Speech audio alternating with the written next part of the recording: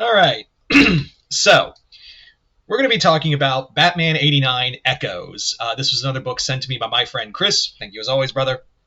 And yeah, this is the long-awaited comic sequel to Batman 89, the comic, not the movie, though it is part of the original Burton verse. It's meant to be like this and like Superman 78 are meant to be like sequels to the Christopher Reeve and Michael Keaton superhero movies. So Robert Venditti did a great job with Superman 78 and its sequel, the Steel Curtain.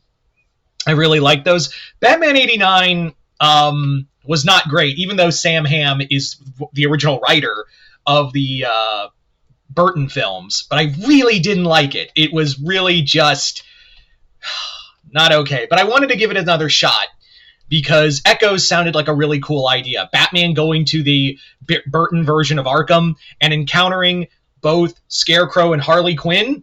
Yeah, that sounds like a great story. Like seeing the Burton versions of Scarecrow and Harley. That sounds really cool. So what could it be about? Like, what is this book good? Well, join the parade and turn that frown upside down. Yes, I have been listening to Ice Nine Kills the laugh track nonstop. Have you noticed? Like it literally, like the moment the music became available to stream, I was like, oh, gotta watch. And yes, I will be watching the music video. I don't think I'll be doing a reaction of it. Honestly, I don't think I will be doing a full-on reaction of it, but probably give my thoughts maybe, depending if I have enough material to work with. But if you're wondering, yes, Ice Nine Kills doing a song about the Joker absolutely slaps. Anyway, getting back to this. So this comic takes place 2 years after the events of the first 89 comic, and Bruce Wayne has retired from being Batman after how bad the whole thing with Two-Face went down.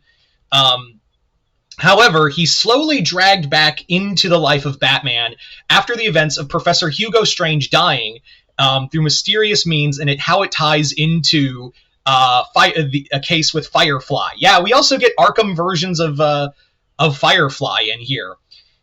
We also get, real quick, we get Burton versions, of not only Firefly, we get Burton verse Riddler, we get Burton verse Blockbuster, and we have a few other characters I'm not going to spoil in case you do want to read this, but there's one character who does show up towards the end, and I'm just like, why are you here?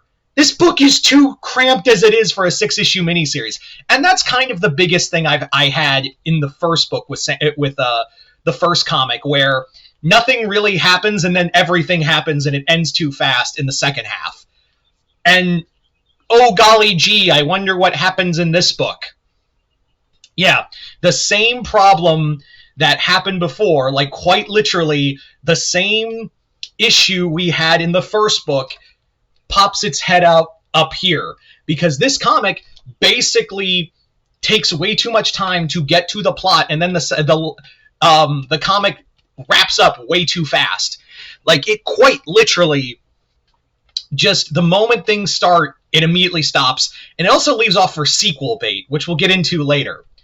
But yeah, this is, like I said, the comic basically is that in order to figure out what's going on after Hugo Strange's death, Bruce pretends to be Firefly and gets sent to Arkham, where he meets other Arkham inmates, but also the new director of Arkham Asylum, Jonathan Crane.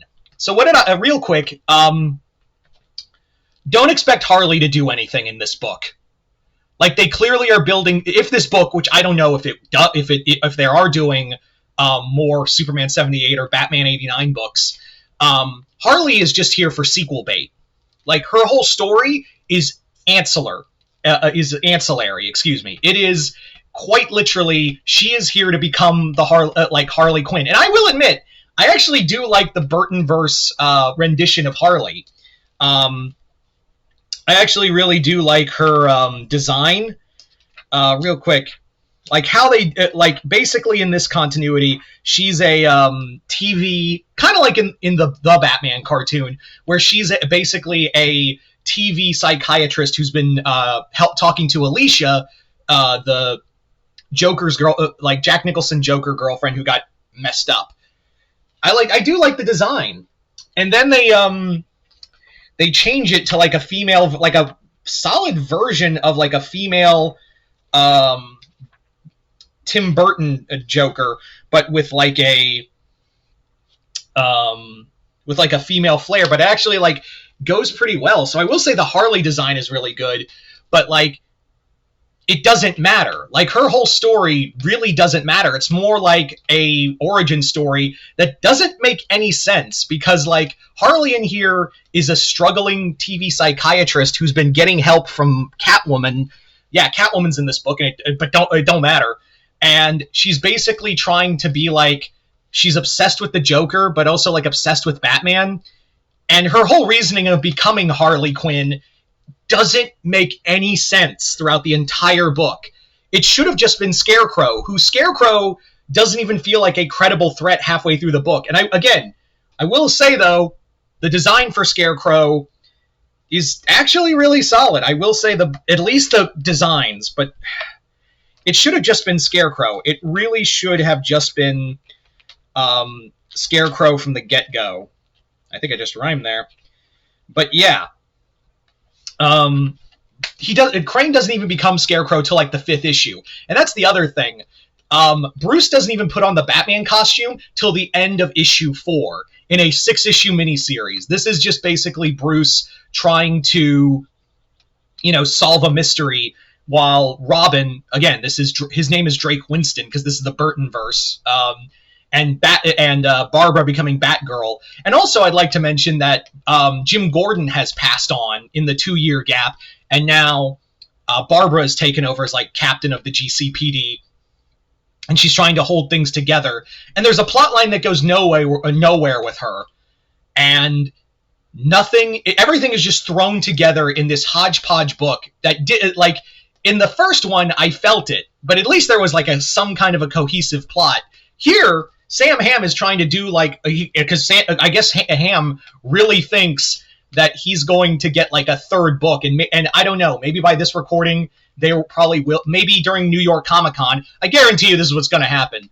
The moment I say, well, I don't know if they've announced one, but now that this book's in trade, they'll probably announce at New York Comic-Con, as of this recording during the weekend, that they're doing more Superman 78 and more Batman 89 books. So yeah, this just feels more like sequel bait. And this one took forever to come out, too. It took out, like, Steel Curtain I remember reviewing 2 years ago. And they came out roughly the same time. It just took forever for Echoes to come out. And also, why the hell is this book called Echoes? It was Steel Curtain, I get it. Like, Superman's fighting the USSR, the Iron Curtain, and he's fighting also a version of Metallo. I get that, but why is this called Echoes? I don't get it. And yeah, there's also like little reference, like the other characters, they're just here because Sam Hamm wanted to do like a Burton-verse version of a certain character. Riddler? Oh, here's Riddler. Here's Blockbuster. It doesn't matter, and they're so unnecessary to the story, it doesn't even matter. And you know what's going to piss me off too? They're going to make it, they're going to announce Batman 89 3, and it'll be like, because I didn't want to read this one, but I was really excited. I really wanted to see Harley and Scarecrow and how they would do this, and be like, all right, maybe the second time's a try, maybe it'll be a more cohesive story. Nope. But knowing my luck, they'll announce it and I'll be like, I don't care. But then they'll announce, oh, this is how we get Burton versus Man-Bat, or this is how Burton, the Tim Burton Bane would be. Or there is, like I said, there's another character who shows up at the end who is a Batman villain, but I don't want to spoil it. And I'm like, why are you here? And the explanation as to why that character's here doesn't make any sense. This just feels like Hamm wanted to do too much in an incohesive story. Yeah. Yeah, I would say if you are like a big fan of Burton Batman, give it a shot, like give it a legit look. But honestly, I wouldn't recommend this. I would just say if you wanted to, of the 2 titles, stick with Superman 78. Those have been really solid and feel true to the Christopher Reeves movie. And not to say these aren't true to the key, at least they feel like, because obviously Sam Hamm wrote the script, so they feel like they at least feel like the Batman 89 movies. But the story itself is just not good. I can see why Sam Hamm had other writers and staff. But yeah. So if you've read Batman 89 Echoes, let me know in the comments below. Let me know in the comments below.